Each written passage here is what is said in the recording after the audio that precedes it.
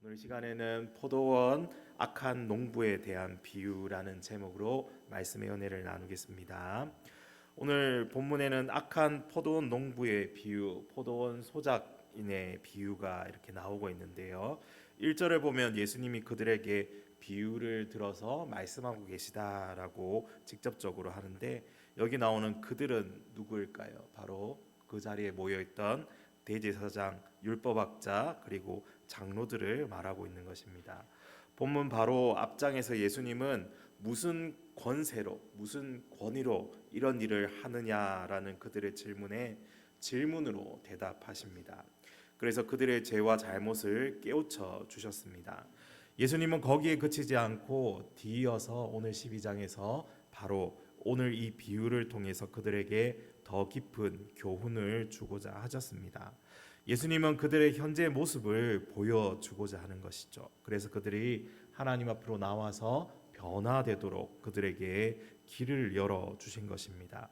이렇게 예수님의 말씀은 비유이지만 이 분명한 메시지가 담겨져 있다라는 것을 우리가 살펴볼 수 있습니다.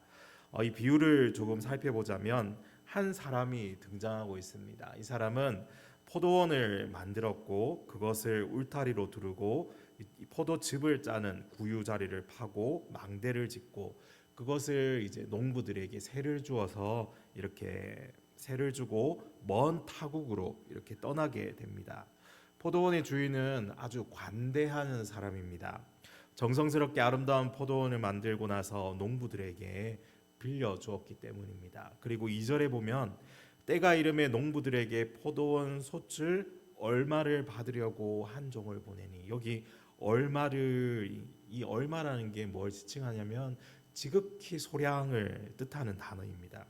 왜 주인은 아주 적은 것이지만 그것을 농부로부터 받으려고 했을까? 주인이 돈이 필요해서 그런 것 같지는 않습니다. 그가 돈이 필요해서 받으려는 것이 아니었겠죠. 포도원 소출의 얼마라는 이 단어들이 말하고 있는 바는 무엇인가? 바로 포도원의 주인이 누구인가를 확인하는 작업이었습니다. 포도원의 주인이 누구인가를 확인하려는 이 차원에서 의례적으로 이제 받으려고 한 것이죠. 그러니까 이 관대한 포도원 주인으로부터 농부들은 이 포도원에 진짜로 거의 공짜로 공급받은 것이나 마찬가지임을 그들이 떠올려 볼 수 있게 되는 것이죠. 소출에 아주 조금만 주인에게 보내주면 되는 겁니다. 아주 간단한 일입니다. 나머지는 자신들이 이제 누리면 되는 것이죠. 사실 오늘 이 비유에서 포도원이라는 배경은 우리 삶의 이 마당을 의미하죠. 즉 삶의 조건들을 대표하는 이 상징 중에 하나입니다. 하나님은 온갖 아름다운 삶의 조건들을 우리에게 주셨음을, 또 선물로 주셨음을 생각나게 하는 그러한 비유입니다. 사랑하는 사람들, 사랑하는 자녀, 우리의 생명, 푸른 하늘과 또 맑은 공기, 아름다운 이 모든 것들이 사실은 하나님으로부터 온 것이라는 사실을, 하나님으로부터 받은 선물이라는 사실을 우리에게 먼저 깨우쳐 주고 있습니다. 이것은 처음부터 하나님이 계획하셨던 것이죠.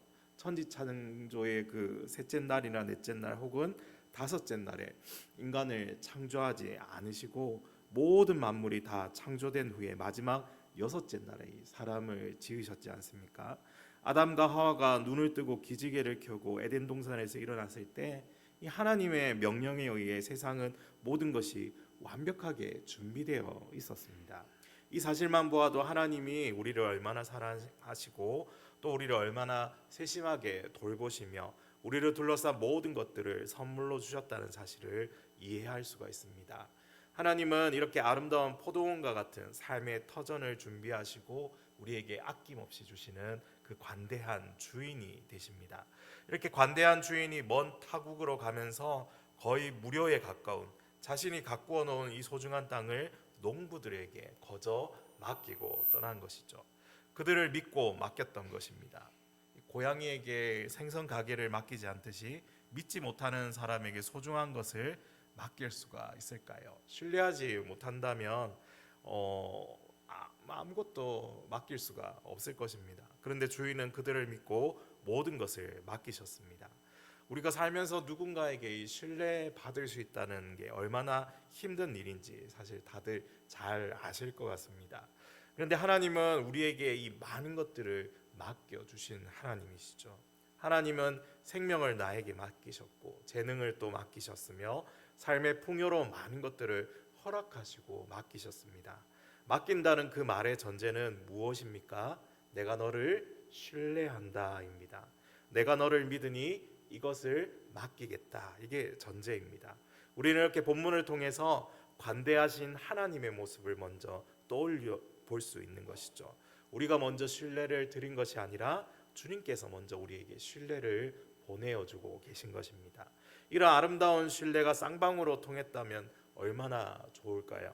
다른 나라로 떠난 주인은 때가 이르러 농부들에게 종을 보내었습니다. 이 포도원 소출의 얼마를 받으려고 합니다. 이 포도원은 나의 소유다. 그러니 그것을 확인할 수 있게 얼마간의 정말 적은 그 소출을 내어라. 그것을 위해 종들을 보냈습니다. 그런데 포도원의 농부들은 어떻게 반응합니까? 3절에 그들이 종을 잡아 심히 때리고 거저 보내었거늘. 있을 수 없는 일이 사실 일어난 거죠. 어떻게 이럴 수가 있습니까? 우리 같으면 이럴 때 강력한 조치를 취해야 한다고 생각할 것입니다.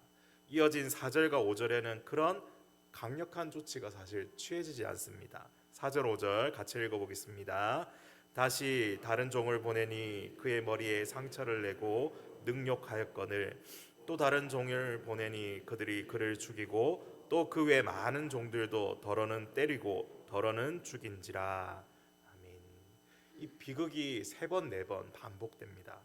포도원 주인은 자신이 보낸 종들이 희생을 당함에도 불구하고 계속해서 보내고 또 보내었습니다. 그렇다면 주인이 일어나 악한 농부들을 빨리 처벌해서 포도원의 주인이 누구인지 깨닫게 해야 하는 것이 정의로운 일 아니겠습니까? 그런데 이 포도원 주인은 계속해서 종들만 보내고 또 보내고 있는 겁니다. 포도원 주인은 당연히 하나님을 상징하는 것이죠. 그리고 우리는 누구입니까? 바로 이 농부를 상징하고 있습니다. 청지기이며 관리인입니다. 그 밭의 주인은 하나님이시죠. 그분이 나에게 생명도 맡기셨고 남편도 아내도 자식도 맡겨주셨습니다. 그리고 모든 재능과 돈과 시간도 맡겨주셨습니다. 우리는 맡은 자의 불과함을 알아야 합니다. 그래서 우리가 매일 주님 앞에 무릎 꿇고 기도하면서 내 삶의 주도권, 이 주도권이 주님에게 있음을 우리는 고백하며 그 앞에 맡겨드리는 이러한 기도가 필요한 것이죠. 그런데 이것이 안 될 때부터 탈선이 시작되는 것이죠. 맡은 자의 탈선은 그 맡은 것을 내 것이라고 착각하는 순간부터 시작됩니다. 그 모든 것이 하나님의 것이라는 당연한 진리를 알면서도 내 것으로 만들기 위한 음모를 시작하죠. 이러한 상황의 극적인 모습이 바로 7절에 나와 있습니다. 우리 7절 말씀 같이 읽겠습니다. 그 농부들이 서로 말하되 이는 상속자니 자 죽이자. 그러면 그 유산이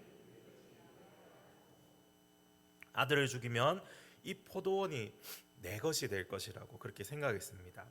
인간들은 하나님의 것을 내 것이라고 주장하려고 합니다. 하나님의 소유임을 알고도 내 것이라 주장하려고 하죠. 이것이 탈선한 인간의 죄악된 모습이라는 것이죠. 신약에서 이 죄성을 가진 인간의 모습을 잘 보여주는 이 비슷한 비유가 또 하나 더 있는데 어리석은 부자의 비유입니다. 너무나 잘 아시죠? 한 부유한 농부가 봄에 씨를 뿌리고 성공적인 이 수확을 거두기 위해서 땀 흘려 열심히 일하고 시간이 흘려 예전보다 더 풍작이 될 것을 예상하게 되고 지금 가지고 있는 창고로는 다 수용할 수 없을 것 같아서 곡식 창고를 더 늘리기로 결심하고 또 열심히 일해서 창고를 넓히는 작업을 하고 기대했던 대로 곡식도 예전보다 더 풍성하게 거두어 들여서 새로 지은 창고에도 꽉 차게 채울 수 있었던 그 부자. 수확을 마친 그는 이제 혼자서 생각하죠. 내 풍성한 소출을 어디에 더 쌓으면 좋을까? 곡간을 더 지어야겠다. 거기에 더 가득히 쌓아두어야겠다. 내 영혼아 여러 해 먹을 곡식을 쌓아두었으니 이제 평안히 먹고 마시고 즐기자.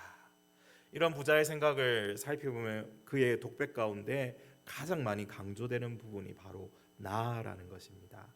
나의 내 물건, 내 곡식, 내가 만들어 놓은 내 곡간 모두 당연히 자기 것이라고 말합니다. 그리고 영혼을 향해서도 내 영혼이라고 부르며 자신의 것이라고 말합니다. 이러한 부자에게 하나님께서 나타나셔서 그 저녁에 말씀하시죠. 어리석은 자여, 오늘 밤에 내가 내 것이라고 주장하는 내 영혼을 내가 가져가리니 그러면 네가 주장했던 그 모든 것들이 누구의 것이 되겠느냐. 이 비유의 핵심이 무엇입니까? 이 비유 역시도 포도원 농부의 비유처럼 진정한 소유권의 문제를 말하고 있는 것이죠. 나의 목숨, 나의 남편, 나의 아내, 나의 아이들, 나의 가족, 나의 재산이 모두 내 것인가? 우리가 가진 모든 것이 사실 욥의 이야기처럼 한순간에 날아가 버릴 수도 있는 것입니다.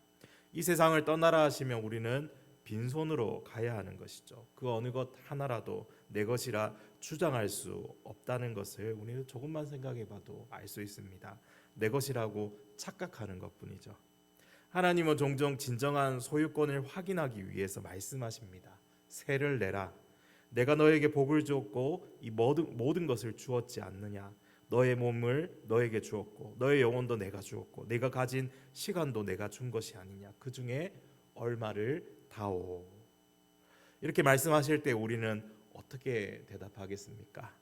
옳습니다, 주님. 당연히 주님의 것입니다. 주님께 돌려드리겠습니다. 그러나 죄성을 가진 인간은 누구나 쉽게 그것을 이렇게 말하지를 않죠. 그 반대로 생각합니다. 내가 열심히 일해서 내가 얻은 것, 곧 자기 것이라고 주장하는 것이죠. 결국 그것을 얻기 위해 삶의 터전과 포도원의 모든 자원을 주었던 주인을 모욕하고 주인에 대한 반역을 일으킵니다. 하나님, 이것만큼은 건드리지 마시죠. 이건 내 겁니다.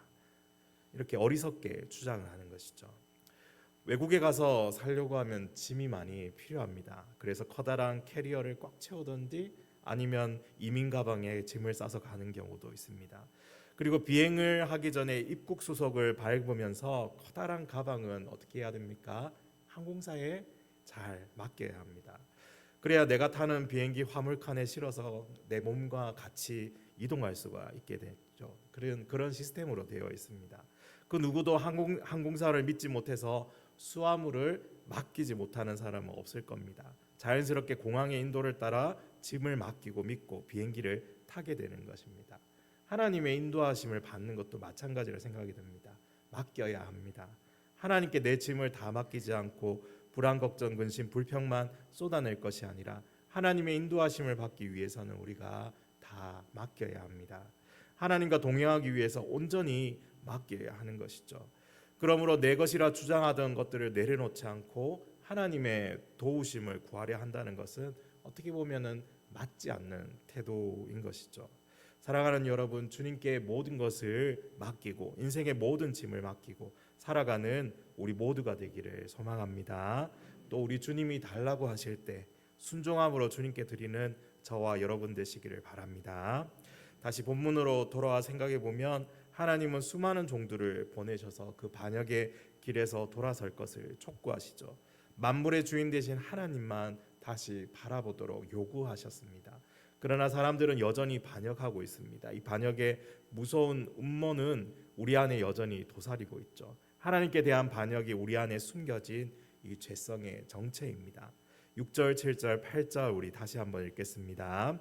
이제 한 사람이 남았으니 곧 그가 사랑하는 아들이라. 최후로 이를 보내며 이르되 내 아들을 존대하리라 하였더니 그 농부들이 서로 말하되 이는 상속자니 자 죽이자. 그러면 그 유산이 우리 것이 되리라 하고 이에 잡아 죽여 포도원 밖에 내 던졌느니라. 아멘. 어떻게 보면 이 비유에 나타난 포도원의 주인은 힘이 없고 연약하게 보입니다. 무력해 보이기도 하고 심지어 패배한 것처럼 보입니다. 보내지 않아도 될 종들까지 위험한 곳에 보내는 이유가 무엇일까? 그리고 마지막으로 포도원 주인이 자신이 가장 사랑하는 아들까지 죽임당하고 나서야 악한 농부들을 심판하는 것을 보게 됩니다. 정말 놀라운 사실은 여기에 있는 것이죠. 포도원 주인의 이해할 수 없는 대응 방법은 바로 악한 세상과 죄인들을 사랑하고 인내하는 하나님 아버지의 마음을 보여주기 위한 비유요 이 장치인 것입니다. 포도원 주인은 놀랍도록 오래 참고 있습니다. 그러면서 창조주여 주인 되신 하나님의 모습을 우리에게 보여주려고 하는 것입니다. 수많은 것들을 선물로 주신 하나님, 이것들을 누리면서 주의 뜻을 이루는 삶을 살아가기를 원하셨지만 하나님께 불순종했고 그들을 되돌리기 위해 보내신 종들의 메시지에 귀를 막아버립니다. 때로는 그 종들을 핍박하고 그럼에도 불구하고 하나님은 또 다른 종들을 보내십니다. 아마 지금쯤이면 이 포도원 주인이 왜 그렇게까지 인내했는지 이해가 안 된다고 생각하시는 분들도 있을 겁니다. 왜 그렇습니까? 우리는 보복을 법칙처럼 생각하는데 익숙하기 때문입니다. 사람들은 모두 정의를 추구합니다. 그러나 사랑 없는 정의인 경우가 참 많죠. 정의의 관점에서 보면 이 주인은 정의를 행할 줄 모르는 사람입니다. 우리 사회는 자신에게 조금이라도 손해를 끼치는 사람을 인내하지 못하는 그런 풍조가 나날이 심각해지고 있습니다. 보복하고 싶은 충동에 점점 익숙해져 있습니다. 사회 전체에 인내가 없어집니다. 사랑보다 정의가 앞섭니다. 점점 더 사랑이 없는 정의에 익숙해져 있는 것이죠. 인내란 무엇입니까? 인내는 정의보다 사랑이 앞설 때 가능합니다. 하나님은 어떤 분이십니까? 하나님은 항상 정의보다 사랑을 앞세우시는 분이시죠. 그렇기 때문에 하나님은 언제나 인내하시는 분으로 성경에는 소개되고 있습니다. 그분은 사랑으로 분노를 이기시는 분이시고 참고 기다리십니다. 배반이 주는 상처와 고통을 사랑으로 인내하시는 하나님입니다. 지금도 하나님은 인내하고 계십니다. 그래서 하나님이 심판을 하셨다면 그 심판 이전에 틀림없이 오래 참음이 있었다는 사실을 우리는 기억해야 합니다. 하나님은 곧장 심판하지 않으셨습니다.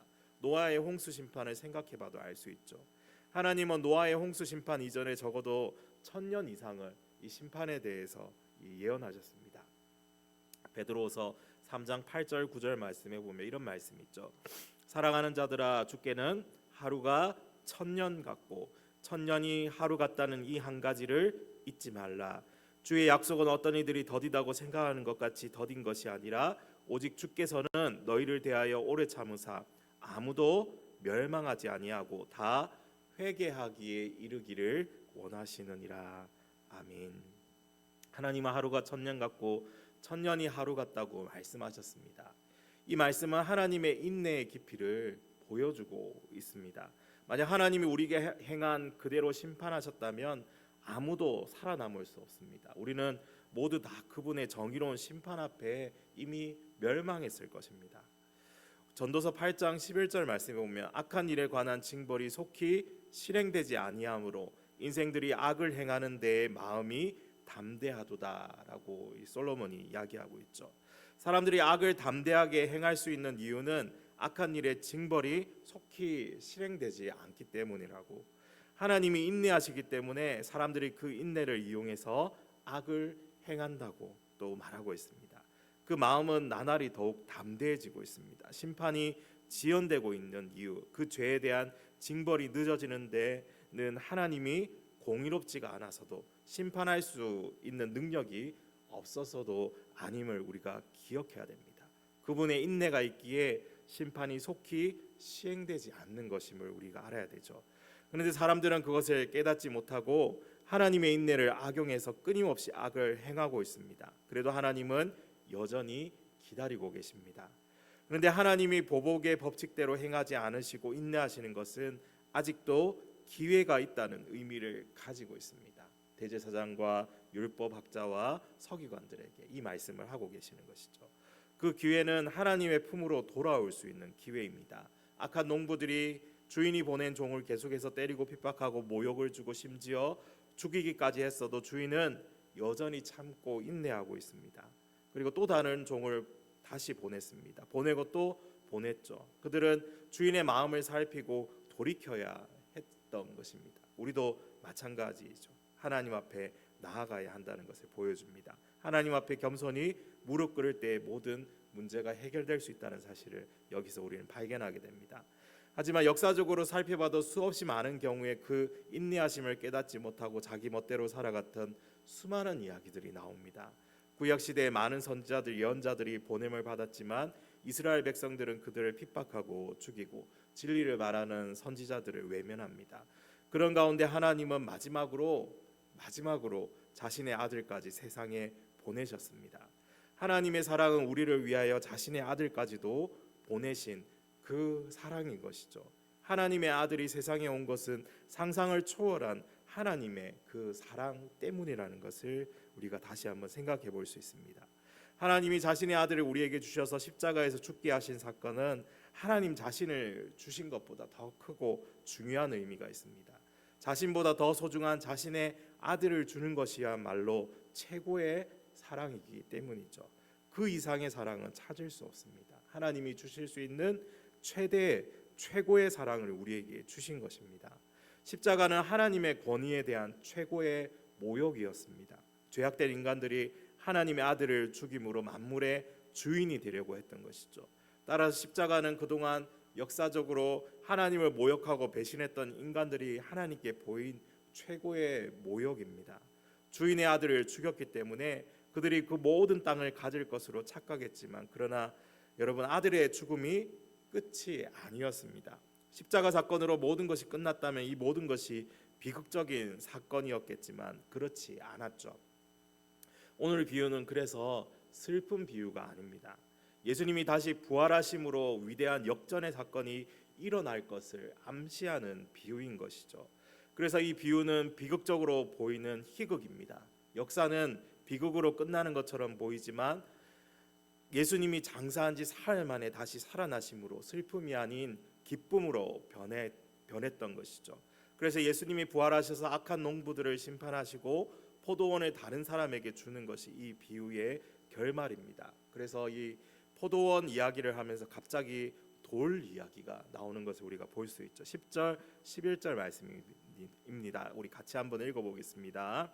너희가 성경에 건축자들이 버린 돌이 모퉁이의 머릿돌이 되었나니 이것은 주로 말미암아 된 것이요 우리 눈에 놀랍도다 함을 읽어보지도 못하였느냐. 의아할 수 있는 일이지만 전혀 그런 문제가 아니죠. 시편 118편을 사실 인용하고 있는데 다윗이 자신의 상황을 비유해서 고백하는 내용이 118편의 내용입니다. 그는 도망자에서 왕이 되고 버려진 사람에서 가장 필요한 머릿돌이 되는 인생 역전의 경험을 노래했습니다. 이와 마찬가지로 예수님은 이 십자가에서 죽임을 당했지만 아버지 하나님께서 이 버려진 돌을 사용하셔서 그분을 모퉁이 돌이 되게 하셨습니다. 버려진 돌이 모퉁이의 머릿돌이 되었다는 것이 십자가와 부활의 사건을 가장 잘 표현해 주기 때문에 예수님께서 여기에 또 인용하고 계신 것이죠. 예수님이 십자가에서 죽임 당하심으로 버려진 돌처럼 버려졌지만 하나님은 예수님을 그리스도의 몸된 교회의 머리로 세우시는 위대한 역전극을 세상에 나타내신 것입니다. 독생자 예수 그리스도, 유대 지도자들이 배척하고 죽이려고 했던 그 사람이 바로 하나님의 아들임을 그들에게 계속해서 알려주시는 것입니다. 그러나 그것을 알릴지라도 자신이 그들에 의해서 죽임당할 것을 너무도 잘 알고 계셨죠. 그래서 예수님에게 있어 십자가는 우발적인 사건이 아니라 계획된 사건이라는 것입니다. 여기서 우리는 9절에 기록된 포도원 주인이 어떻게 하겠느냐라는 이 질문을 받게 됩니다. 인내와 사랑을 베풀었음에도 불구하고 자신의 아들까지 죽임을 당했을 때 포도원 주인이 어떻게 하겠습니까? 답은 분명하죠. 심판밖에는 남아있지 않습니다. 하나님은 우리에게 많은 것을 주시고 그 선물을 통해서 복된 삶을 누리기를 기대하셨지만 우리가 불순종과 반역으로 나아갈 때 이 하나님의 심판 앞에 직면할 각오를 해야 할 것임을 또 여기서 우리에게 경고하고 있습니다. 또한 우리가 동시에 주목해야 보아야 할 것이 있는데 그것은 이 말씀을 하셨던 분이 이 비유의 당사자이신 예수님이었다는 것입니다.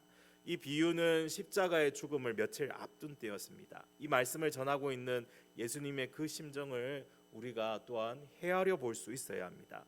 그 아들을 죽여 포도원 밖에 내던졌느니라 이렇게 비유를 설명하시면서 예수님은 무슨 생각을 하셨을까? 틀림없이 자기 자신도 며칠 후에 포도원 밖, 성문 밖 갈보리로 내던져지고 버려질 광경을 바라보고 계셨던 것이죠. 예수님은 자기 앞에 닥쳐올 아픔과 이 죽음을 알고 계셨습니다. 사람들에게 모욕을 당하고 침뱉음을 당하며 슬픔의 길을 걷는 동안 몇 번이나 쓰러질 자신의 모습을 알고 계신 것이죠. 양손에 못이 박히고 옆구리에 창이 박히고 십자가의 고통스러운 모습으로 달리게 될 것을 이미 아시고 이 말씀을 하셨던 그 주님의 심정이 어떠했을까요? 예수님은 온 인류의 죄를 짊어지고 가야 하는 이 고난의 무게와 깊이, 하나님 아버지로부터 외면받는 그 큰 고통과 아픔을 모두 다 알고 계셨습니다. 고난받고 죽임을 당하는 것이 이 비유 속에 나타난 예수님의 모습이죠. 마음을 다해 그 종들에게 준 인내와 사랑을 받아들이지 않았을 때 남는 것은 심판밖에 없습니다. 자신의 아들까지 그 완악한 종들에게 보내어 그들을 돌이키려고 하시는 그 인내와 사랑을 외면한 채 오히려 그 아들을 죽음으로 몰아세웠던 악한 종들에게 남는 것은 심판밖에 없음을 말씀하고 있습니다. 자신의 아들까지 내어준 하나님의 사랑과 인내는 십자가가 한계인 것이죠. 이렇게 분명한 진리를 보여줬음에도 불구하고 종교 지도자들의 반응은 어떠합니까? 우리 12절 13절 말씀입니다. 그들이 예수의 이 비유가 자기들을 가리켜 말씀하심인 줄 알고 잡고자 하되 두려워하여 예수를 두고 가니라. 그들이 예수의 말씀을 책잡으려 하여 바리새인과 헤롯 땅 중에서 사람을 보내매. 아멘. 그들은 예수님의 이 비유에서 말씀하신 악한 농부가 자신들임을 알았습니다. 그때 그들의 반응은 어땠습니까? 회개하고 뉘우칩니까? 오히려 비유에 나오는 대로 예수님을 책잡아 죽이려고 합니다. 자기 아들을 보내면서까지 하나님은 인내하셨고 최고의 사랑을 우리에게 주셨습니다. 그 최고의 사랑을 여러분은 늘 기억하며 살아가십니까? 아니면 하나님 왜 저에게는 이것밖에 안 주십니까? 왜 나에게만 이런 고난을 주십니까? 하고 원망을 하고 있습니까? 우리는 그 지극한 사랑을 입고 변화된 사람이라는 것을 늘 기억하며 살아야 합니다. 그러면서 하나님이 내 삶의 주관자이시며 주권자 되심을 매사에 인정하며 살아야 하는 것이죠. 매일 우리가 기도할 때 이것을 놓고 기도해야 하겠습니다. 사실 우리는 매일 이것을 놓고 끊임없이 썩어야 하는 것이죠. 가만히 있으면 내 속에 있는 죄라는 잡초들이 끊임없이 계속해서 올라와서 주인의 주되심을 인정하지 못하게 하고 다 내려놓지 못하게 하고 내가 하려고 하고 내가 가지려고 하고 내가 주인이 되고자 반역으로 나아가는 것이 우리의 연약한 모습임을 우리는 늘 기억해야 합니다. 사랑하는 성도 여러분, 우리가 기도 속에서 끊임없이 싸우며 삶의 주도권을 주님께 올려드리는 우리 교회가 되어야 하지 않겠습니까? 적당하고 이 미지근하게 신앙생활을 하는 것이 아니라 날마다 마음을 강하게 하고 주님께 붙어서 계속해서 성장하고 믿음으로 전력 투구하며 말씀대로 살고자 몸부림치는 저와 여러분 되시기를 간절히 소망합니다. 포도원의 악한 농부가 아니라 포도원의 선한 청지기가 되어 삶의 주도권을 늘 주님께 드리며 주님의 잔치의 기쁨으로 나아가는 저와 여러분 되시기를 간절히 소망합니다.